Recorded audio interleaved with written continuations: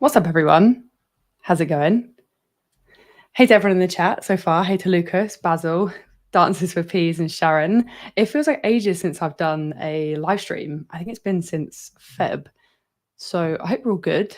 Quick favour, because it's just me today. Can you let me know if you can see and hear me all good? I might be a little bit rusty. It has been a while since I've done a live stream, but it should be a good one for you all. Hello. Hey, Yash. Hey, Sharon. Perfect. Hey, Sarah. How's it going? Nice to see you all. Thanks to everyone who's on live and anyone who catches the recording. Perfect. Good. Thanks for letting me know you can see and hear me all okay. So yeah, I'm going to dive right into it because my plan is to hopefully do this live stream in kind of like 45 minutes to an hour. Famous last words as a trainer, as we know we love to overrun. But last week I attended an event, a festival actually, hosted by a studio called We Are 17 and Ravensbourne University, and it was called Open Festival. First time it ran, and it was really cool, really fun, great to meet artists, students, freelancers, loads of different people. And I ran a workshop, and it's a very motion design heavy event. So I thought, okay, I'll do a workshop on exploring simulation. And I wanted to try and do something a little bit different. And with the help of the amazing Noseman, I looked at creating a simulation that combines cloth, pyro, and particles. And for me, it was a nice way of actually exploring and diving more into not only pyro, but also particles, which is relatively new. And so I like to be able to learn things in a practical way. And a load of people on socials were asking, how did you create this setup? How did you do this? So I thought, hey, my first live stream back after having a little bit of a break, why don't we break this down? So this is what we're going to do. Really nice sort of like simple geometry setup. And then we're going to look at how we can use a pyro simulation or a pyro explosion to then simulate our cloth and then advect particles. So this should be a lot of fun. So feel free to follow along. We're going to create everything from scratch. But I'm also going to make a project file available later on. So yeah, also hey to everyone who's joined partway through. So Cosrit, yeah, Gay, sorry if I'm saying your names wrong, but thank you so much for being here. And Gary, yeah, howdy, how's it going? So again, as always, feel free to ask any questions. I'll keep an eye on the chat, but if you can just throw the word question at the beginning, it kind of makes it easy for me because I'm on kind of like the Mac here and the second screen here. But if not, I'm going to keep an eye on them anyway. So we're going to start off by, as I said, creating everything from scratch, including the sort of that plus geometry. And we're going to do that quite quickly because there's a lot of tutorials on there on the Maxon training team that cover this kind of stuff. A lot of stuff that I've done before covers it in detail. And it's also based off of a Grayscale Gorilla tutorial, how to create this cool, like pillowy, cushiony stuff. I might link that in the description later on as well. So yeah, we're going to fly through creating that. And that's going to be the geometry that we're going to simulate and explode. So again, feel free to follow along. So we're just going to grab a really simple primitive shape, and then we're going to duplicate it, and this is going to be our plus. So this is the point where whatever geometry you kind of want to explode with your pyro and your cloth and your particles, this is what you want to do. This is what we're creating now. And my favorite way of modeling things is the volume builder, where we can basically just throw objects together and then we can create a mesh really, really easily just using the volume builder and the volume mesher. And then what we want to do is, at the moment, this is really low resolution. So we want to increase the resolution of this so we get a nice smooth geometry. And we can do that just by dropping the voxel size. And let's just come back in here. And then what we can do, we can make this look a little bit more squishy by adding a smooth filter over the top of our mesh. So if I drop that in there, what we want to do is we want to reduce the voxel distance by 1 and increase those iterations. So we just get more of that smoothing and more of that rounding on there. And so this is it. This is the geometry that we've created really easily, really quickly in here. But as we can see, it's really high resolution. And if anyone's played around with simulation before in Cinema 4D, you know that one, the topology is important because our constraints, which we'll talk about in a little bit, are based off the individual points that make up the topology or subdivisions. Then also, if we have too high of a resolution, things don't simulate that quickly. And so what we can do, my favorite thing to do when I'm using the volume builder and the volume mesher is to add the remesh. What the remesh is going to do is it's effectively going to use the Z remesher to fix the topology. It's going to try and give us nice even quads and a nice topology flow. What we can also do is we can actually reduce the mesh density, and then we can have symmetrical topology. Useful for many different reasons, but because our object is symmetrical on the X, Y, and Z axes, we can have symmetry, which is handy for UVing. It's also handy for creating edge selections, which is going to be quite a key part of today. We're going to be looking at a lot of edge selections, polygon selections, vertex maps. We're going to be like Tag City today, but there'll be a reason. So what we can do is, let's say we want our mesh density down to something like 10%, and we want symmetry on the X, Y, and Z. Just going to enable all of those. And I'm going to put my volume mesher into my remesh. And we can see it's calculating. Now we have a much lower resolution geometry. So this is now going to simulate quicker. And it also means we can then do some edge selections as well without having to worry about having loads of different edges. So let's just convert this into a single mesh by right-clicking and current state to object. And then we can just switch those off. So this is our plus model. So this is the geometry. And now what we want to do, we're going to set up some edge selections. And this is going to be handy throughout the entire stream. So the first thing it's going to be handy for is we can create those. We're going to create those really cool edges. So imagine you have this like cloth pillow and you have those cool like edges, those wrinkles, those seams. We can do that with an edge selection. What we can then do is we can use that edge selection in a vertex map and in a polygon selection, which is going to be great when it comes to simulating cloth and also particles. So let's just do that now. So in edge mode, we can see we can select our edges, and a handy little trick, UL. So the shortcut UL gives us loop selection. And so now what we can do is we can begin to just create. I'm just holding shift and selecting these edges. So think of these as being the parts where your seams are going to be. So I'm just coming around really easily, again, just like holding shift, just so we have, not that one, just so we have all of our different sort of pieces of our object selected. So this shouldn't take too long. So again, really handy that this is low resolution.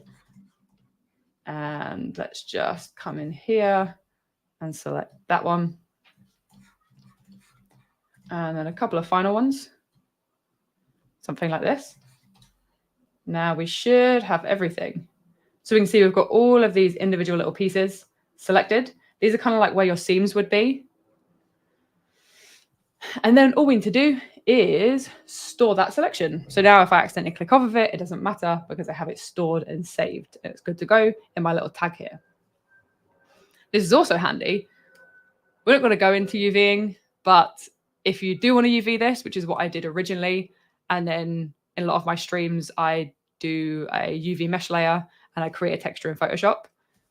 What you can do in your UV edit mode, you can go UV unwrap and UV unwrap again. Just going to fit that to that UV tile.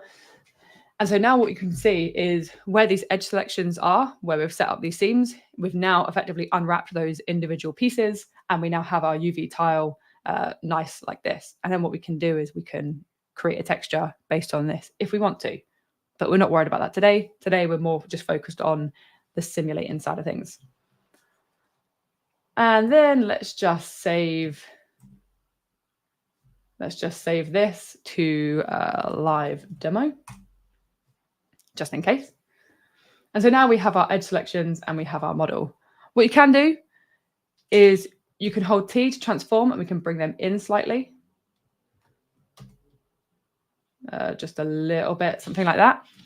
And now what we can do is we're going to simulate this. We're going to set up an initial cloth simulation to create a more interesting looking object.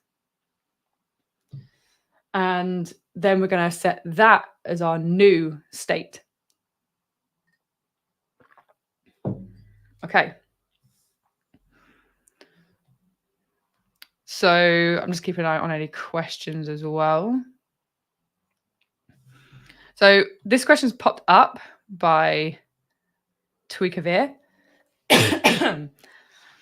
Is the Mac OS version faster in its user face and actions like Photoshop works a bit smoother on a Mac compared to Windows? So I can't really answer this question because I solely work on a Mac.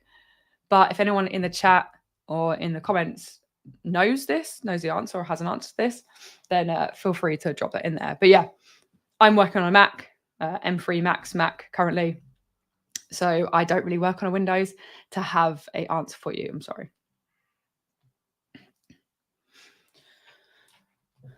Cool, right. So let's take a look and let's set up this quick simulation. So we're going to make this look more like a piece of cloth geometry with some nice seams. So we can do that by just throwing a cloth tag. And the trouble is now this is simulated, it's going to fall because we have gravity enabled by default. So we go to Command D. We can come into our simulation scene settings and we can actually disable gravity. And so now when we press play, nothing's going to happen. Cool. So the way that we can set up some nice looking geometry and some nice looking seams is just by reducing that target length. So what this is going to do, it's going to look at all the points on my object and it's going to pull them all in. So it's going to shrink by 50%. The trouble is, it's going to do it to everything. So when I press play, it's pulling all those points in, all of the ones on my mesh. What I can do is I can use this edge selection in a vertex map, and I can use that vertex map to control where gets affected by that target length and where doesn't. And so because these are our edges, these are going to become our seams, and we want our seams to be pulled in. But first we need to create that vertex map. So on my model, I'm just going to right click. I'm going to add a vertex map. And when I click the tag, I can select to use transfer, remove that freeze. And all we need to do is we need to drag and drop that edge selection into here.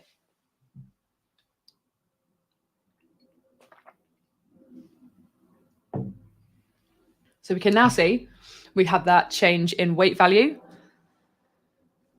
And that's based on our edge selection. So now what we can do is we can use that weight value. So our edges are now yellow, which is a vertex weight of 100%. And then everything else was red, which is a vertex weight of 0%. So what that means is when I drop that into my target length map, everywhere that's yellow is going to now be a 50% target length. Everywhere that's red is going to be left at 100%.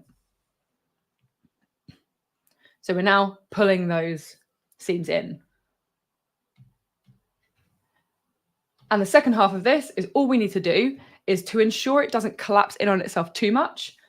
We can enable ballooning and we can leave the overpressure at 1 to try and maintain its original sort of size and shape.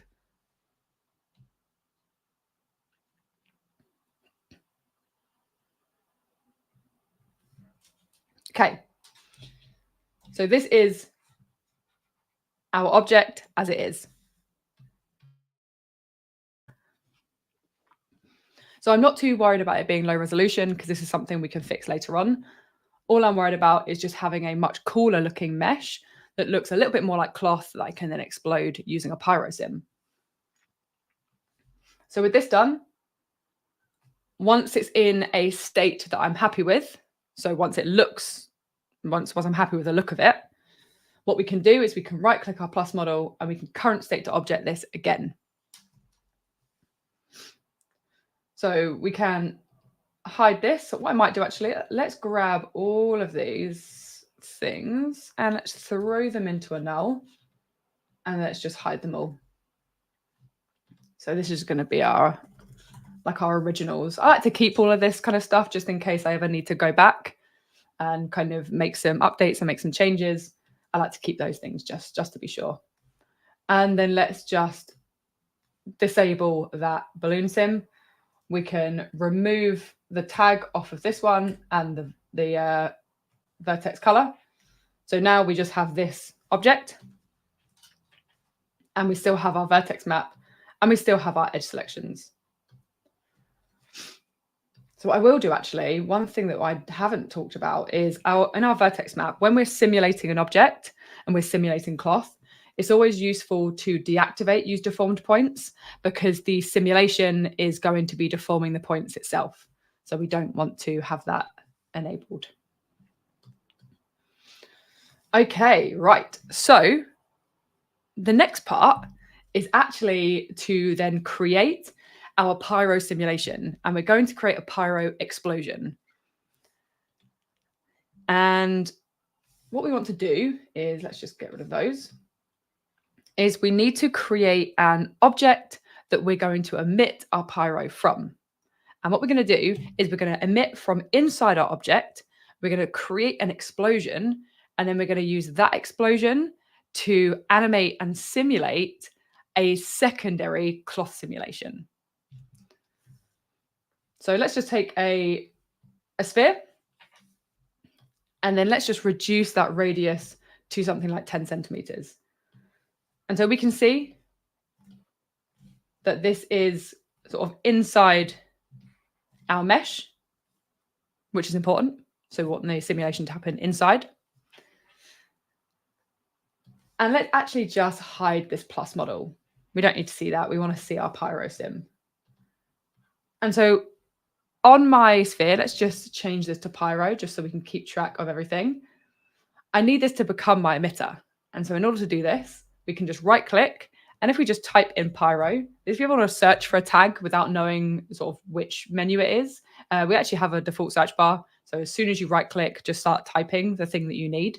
That's what I do because sometimes I forget where things are. We just want to throw a pyro emitter tag on there. Now, when we press play, we have this little mini thing happening. And the reason it's not going up is because we disabled gravity. And so gravity is what would create that smoke to go up. And so what we need to do, we need to create an explosion. And in order to do that, we're actually going to switch off. You're probably going to think I'm a little bit crazy here. We're going to switch off density, and we're going to switch off our temperature. Oh, one thing I do also want to do is my emission type. So if I switch that back on, at the moment, it's emitting from the surface of my emitter object, my sphere. What I actually want to do is I want to emit from the volume, which will be the inside of the object. And again, let's just switch off our density. I just left it on so we could see that. So we've got density off and we've got temperature off. Okay, what we do want to do though, because you're probably thinking, Elly, how are we going to make an explosion with no density or smoke? What we're going to do is we're going to emit fuel, and then we're going to ignite that fuel with a couple of handy little tips and tricks in Pyro. And as I said, again, this is kind of like a massive thank you to Thanasis, aka Noseman, who I came to with this idea, and he taught me how to do it. So shout him out. So what we're going to do, we're going to enable our fuel. So now we have a fuel emitter. And our fuel type, we're going to set to contingent solid. So what this means is our fuel is going to be generated in the volume of our emitter object, which is our sphere. And so at the moment, we can't see anything. So let me just reduce this down just so this updates really quickly as I make these changes. And now what we need to do is we need to ignite this fuel. So if I go back to Command D, which again gives me my simulation settings where we switched off our gravity, and I can change my pyro settings. And if I come down to fuel combustion, this is where we can look at creating this explosion and we can look at igniting our fuel. So the first thing we want to do is we want to look at this ignition temperature. So what this setting means is when our simulation then hits this temperature, our fuel is then going to be ignited. But the thing is, we don't have any temperature because we switched off temperature and smoke. But what we can do is a little trick here is if you set this to a negative value, so -1, it now automatically ignites our fuel. So now we can see as my sim starts, we get this tiny little kind of like puff of smoke. And this is a good starting point. Now what we can do is we can play around with our sort of our pressure settings and our burning rate settings to now create an explosion. So we've set that to -1, and now our temperature per fuel, we don't need any temperature. We can just switch that off. what we do want is we want more pressure per fuel.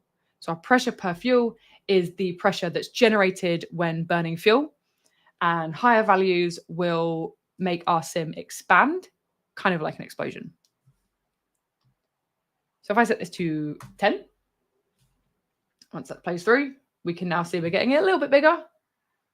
And now from here, we just need to generate more fuel. So the more fuel, the more we're going to have this big explosion. So back in my fuel, my emitter tag, we can take a look at our fuel. So this is where we enabled fuel and changed it to contingent solid. Now we have burning rate and initial contingent. And so our burning rate is the amount of fuel that will be released by the emitter per frame. And then the initial contingent is similar to how much fuel can be stored by the object and emitted and burnt over time. So to have a bigger explosion, we want a bigger burning rate and a bigger initial contingent. So I'm just going to set these to 50 and 50. So we can now see we're starting to get a slightly bigger looking simulation. And then finally, the way that we can make this look a little bit better is by going into our fuel burning rate, which is how much fuel was burned per second, increase that value to create this big explosion.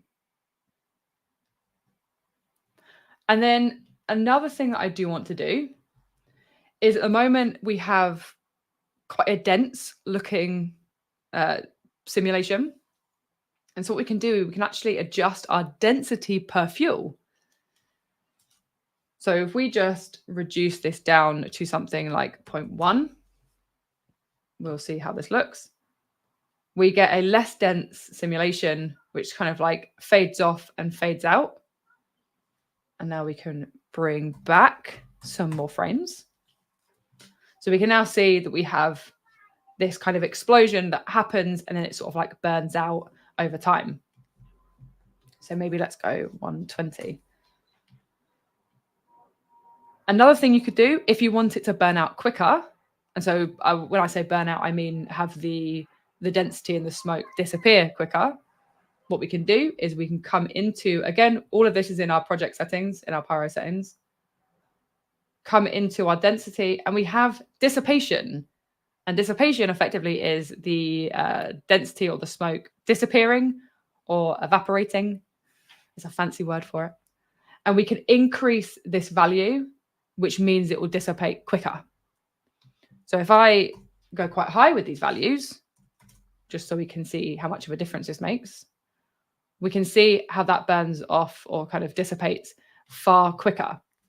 But the important thing here is because we're going to be using the Pyro simulation to simulate our cloth, as soon as the Pyro simulation is done and finished and disappears, we won't have any more cloth simulation or cloth movement. So bear that in mind. So what I might do is I might just bring these back. So the density and the simulation lasts a little bit longer. Something a little bit like that. So by the time that disappears, it is almost the end of my simulation, about 120 frames. And so that's how long my cloth simulation is therefore going to last and be simulated as well. I'm sure there's some things that we could do with some hacks with turbulence and stuff like that, but I want it to last over kind of 60 frames. So now what we can do is we can use this simulation to affect my cloth. Also, one quick thing in my project settings still, if you find you want a nicer looking Pyro simulation, you can actually reduce the voxel size. So if I just sort of set that to 2, you can see how we get a better looking simulation. But again, this can affect performance inside of C4D. And because I'm only using it to simulate cloth, I'm not actually going to render it. I'm not too fussed about it looking really nice. But if you do want to render it, then maybe this could be an option for you. So let's go back to 5. And now let's set up our cloth simulation. So what we want to do, let's bring my model back. Actually, before we do that, another thing to bear in mind, if you're working with a different mesh, so you're not working with this plus, the important thing you do want to do is that your pyro explosion or your simulation surrounds the entirety of the mesh, because what's going to happen is this is going to animate the cloth. And so if the simulation is too small or the pyro explosion is too small, then it's actually not going to reach the edges of your mesh to animate it at all. So bear that in mind. So we can see here that this takes over quite a large amount of my geometry. So I know that this sim is going to work well. Okay, let's just hide that sphere. We don't need that. And then what we can do is we can throw on a cloth tag again. Let's throw this on. And let's press play. And nothing happens. That's supposed to happen, don't worry.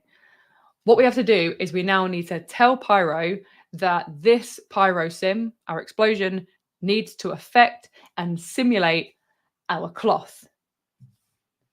And so what we can do, Command D. So a lot of our actions are inside of our Pyro settings, in our project settings, which is our Command or Control D. We have this fluid force factor. And I'm not going to lie to you all. This is the first time I've ever used it. I didn't know what it was, hadn't used it before. But what it does is it means that Pyro will be affecting the other simulations in your scene. So we can just enter a value in here inside my fluid force factor. And then now what will happen as I press play, it affects our simulation. Cool. So we're in the kind of right areas, but there's a couple of things that I'm not too happy with. For a start, I don't actually want to see my Pyro. If you do and you want to render it, perfect. But for me, I only want it to be affecting my cloth simulation. I don't want it to be seen or rendered or anything. So what we can do in my settings, I can come down to draw. And this is where we have draw pyro and draw bounding box. I'm just going to disable them both. I don't need them. Now we have it affecting our cloth, but we don't see it. And so by default, and there is a technical reason for this, I'm sure the developers will know, we'll see that our cloth sim is actually being pulled in by our pyro. What I want is I want it to expand out and effectively explode my geometry and my mesh based on the pyro. And so the way that we can do that, in my cloth tag settings, we have to enable tearing. So this is exactly what it sounds like. We are going to be allowed to tear our cloth geometry. So if I enable cloth tearing, now you'll notice how different a simulation looks straight away.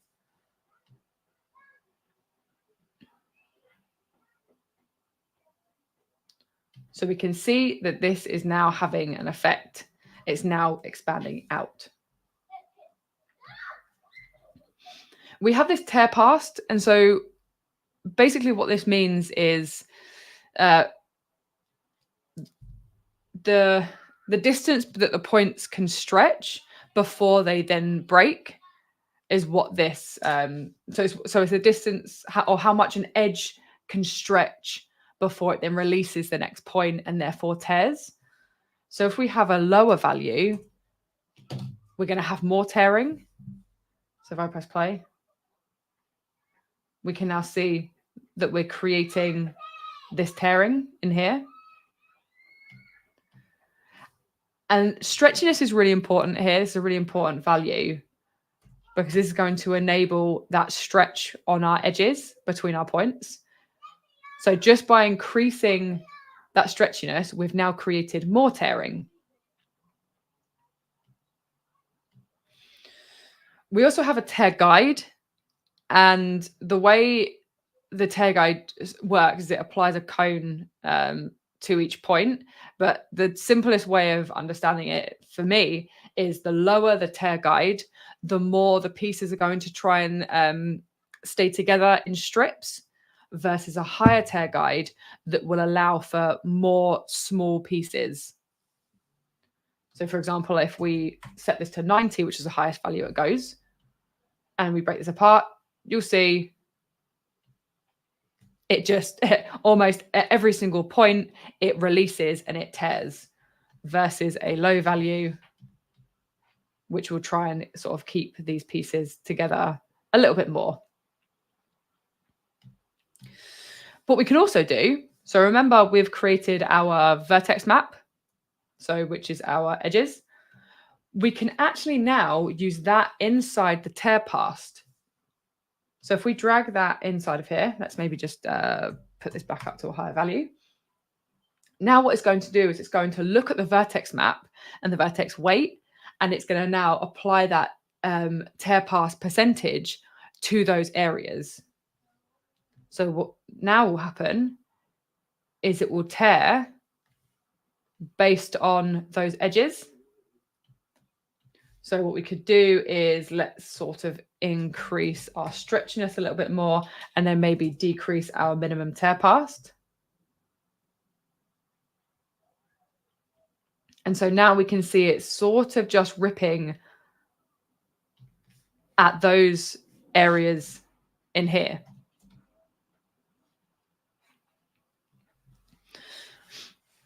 And so we can play around as much as we want. Again, this is why the workshop was called Exploring Simulation, because a lot of it is just about understanding what the features and the tools do.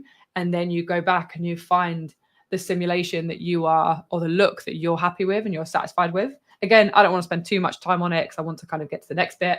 But playing around with these different values as well as your stretchiness, these are your constraints based on your topology. So just really quickly, just in case anyone is unsure about what these do, let's take my little doodle pen.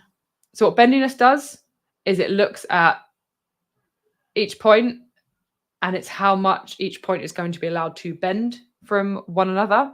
So a lower bendiness value creates a more rigid sim, a higher bendiness value creates a more smooth sort of cloth-like sim. Again, this is all based on topology. So the resolution of your mesh is also very important. And then we have stretchiness, which looks at every other point. And it's how much we're going to be allowed to kind of stretch between those points. So you can play around with those constraints until you find something that you are happy with. So we can increase our bendiness, and then our thickness is the collision distance between each point. So we might want to reduce that down to ensure we get a more accurate looking sim and accurate looking collisions. Okay. So again, I'm probably going to leave this as it is. I spent a lot more time playing around with this to find something I was happy with. But again, it was just going through those constraints and that tearing. And so at the moment, as I said, I'm not worried about the resolution of my mesh, because that's something we can up-res later on with Redshift. But one thing that we can do is if we kind of come in close, we can see that we have no thickness on our geometry. And so this is going to help sell the look of this even better. Nice when it comes to lighting and when it comes to texturing and displacement. We want to have an element of thickness on our mesh. And what we can do is we can actually just add a thicken generator. We can drop our object as a child of it. And then we can just enter maybe a small value in here to create some thickness on these edges. Okay, let's just switch that off for now. Things are nice and quick. Okay, so looking through, if anyone has any questions, just throw them in the chat. Andreas was saying, would it be overkill to bake those clouds into a mesh because it looks like a forest? No, it wouldn't be overkill. All you have to do is throw your Pyro into a volume mesher, and then you could actually then mesh Pyro. So you absolutely could do that, yes.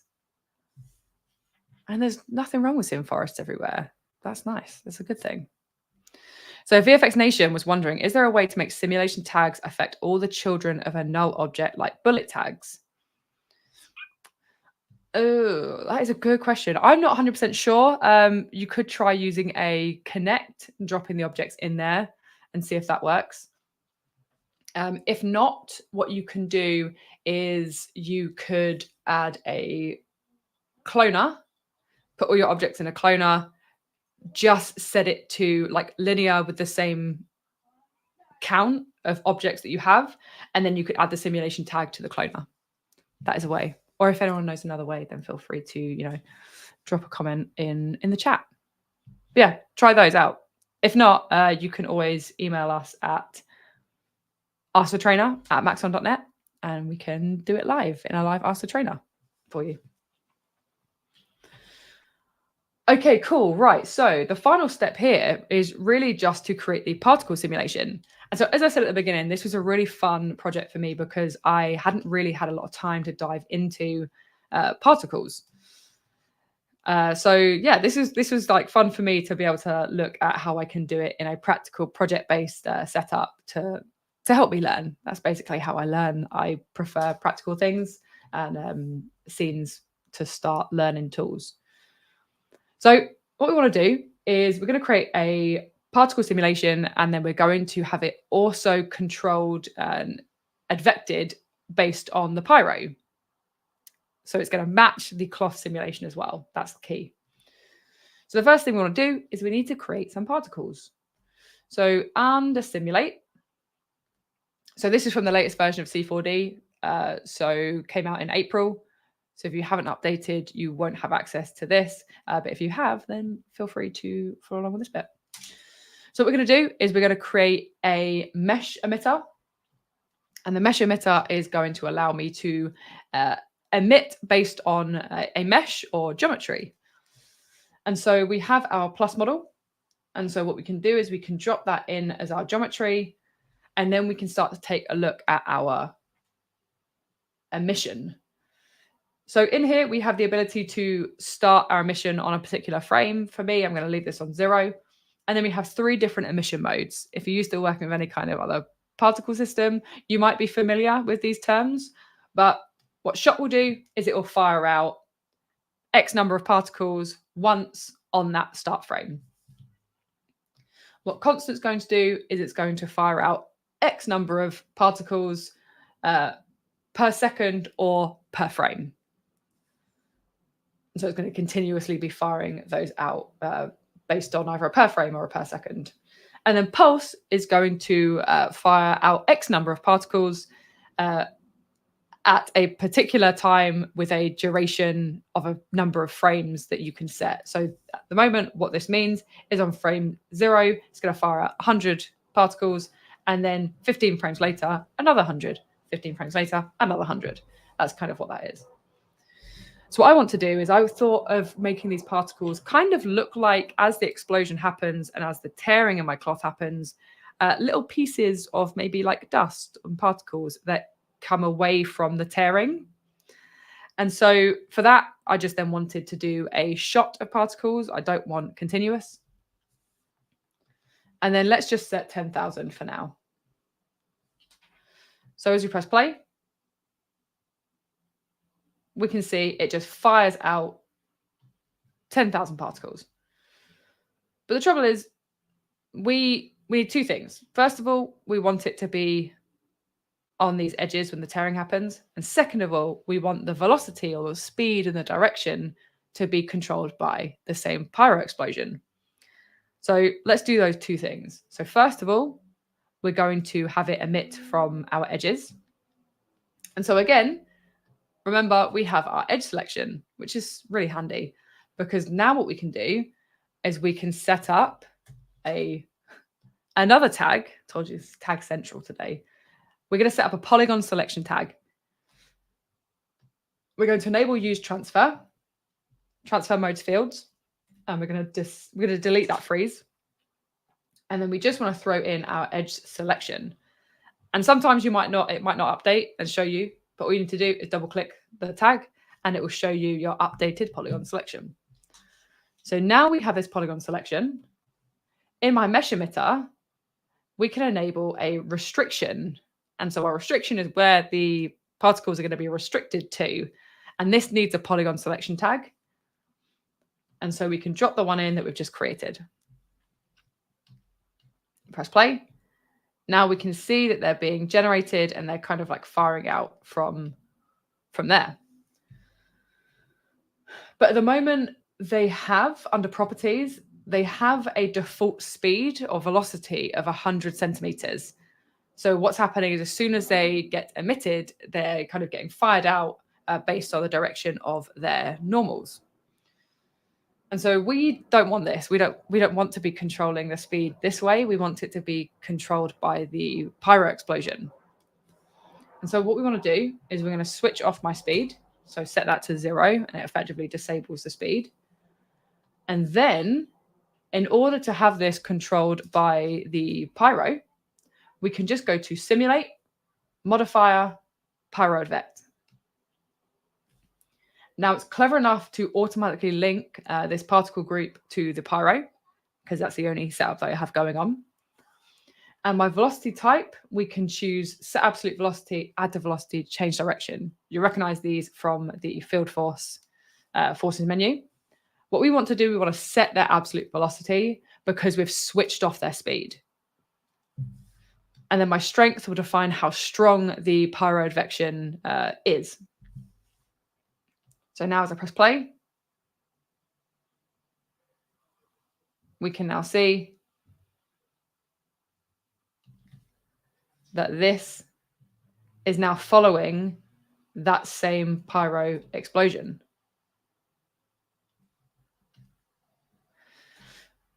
Okay, let's play that through again. So we can increase that strength if we want to, or not. And so we can also see that they're now coming from those little edges where we're getting our tearing as well. And so it's starting to look pretty cool. So from here at any point, we can go through and we can play around with our cloth simulation inside of here and our cloth tearing. We can still come back and we can even, because nothing's been baked, nothing's been cached. So all of this is simulating at the same time. So our pyro, our cloth and our particles on my little laptop here whilst live streaming, which is pretty cool to see. And we can see it's not that slow in the scene, considering nothing is cached. And so, yeah, at any point we can come back and we can change the pyro simulation and it would change everything else. It would change the cloth sim, it would change the particle sim, and everything is linked together. Cool. So before we kind of like wrap up, and if anyone has any other questions, I just want to talk you through really quickly how we can then render this using Redshift. And so I'm not going to worry about doing all the lighting and all the texturing. It's just looking at how we can make this look a little bit better in our render view. So let's just open up Redshift, open up our render view and kick this off. And so this is just default. I haven't changed anything. Also, hi to Thanasis, who's in the chat. I'm showing off the technique that you showed me, claiming it as my own as always. I'm kidding. Cool. So I'm just going to throw it in a dome light just so we can see this a little bit easier. And let's get up close in here. Okay. So straight away, let me just switch back on my Thicken. So we can now have that nice little edge thickness inside of here. And then maybe we can just switch off the background of my dome light.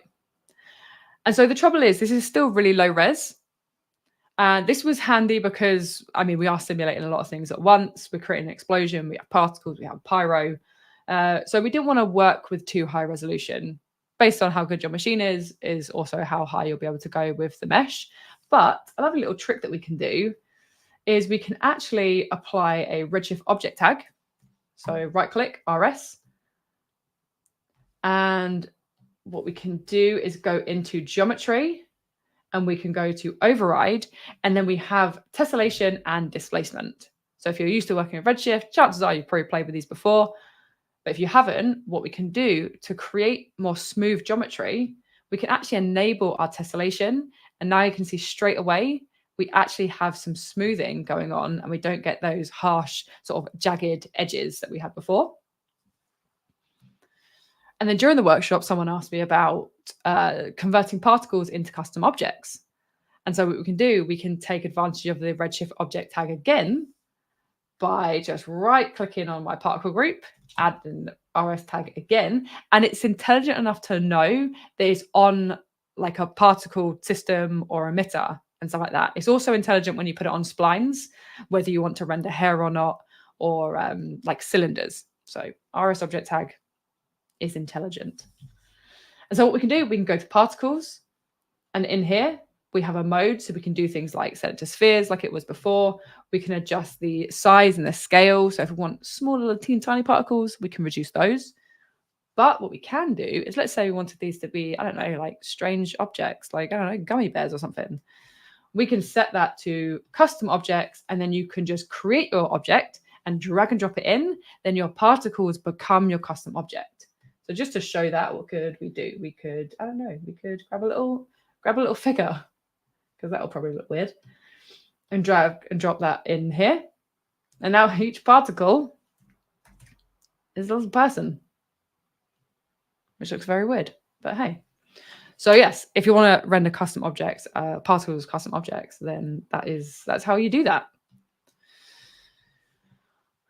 Okay, so that was it. So 47 minutes, that's got to be a record. So that's my plan, is to kind of get these live streams down to under an hour, just nice, quick setups for you to explore. But hopefully it gives you an idea of how you can sort of dive a little bit more into cloth, pyro, and particles, and also how this entire unified simulation works. Because that's the point of this new system. Well, I say new, it's not really new anymore.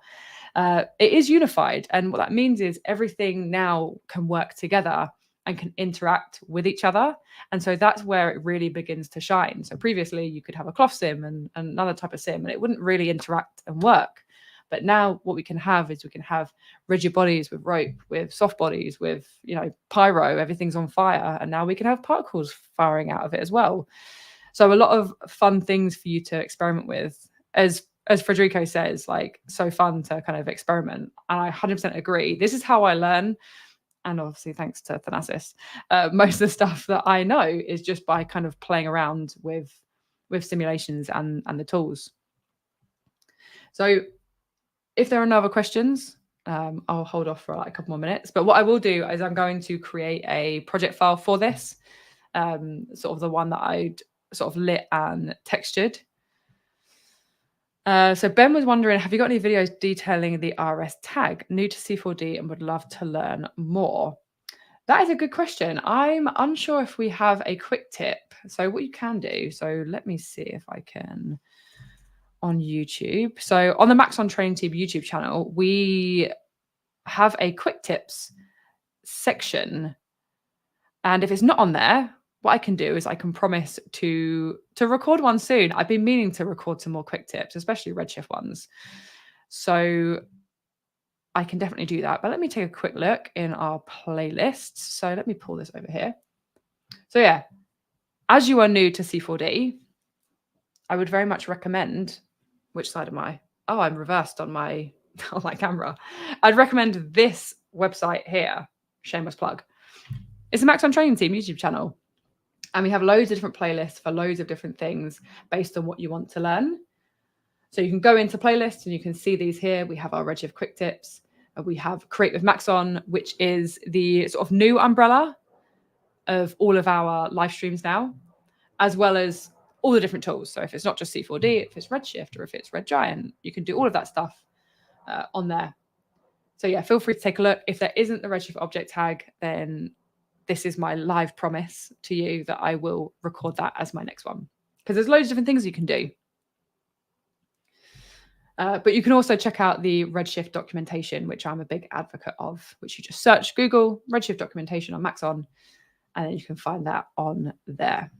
So check that out and enjoy learning C4D. So another quick one, Federico was saying, how much time does it take to render these kind of simulations?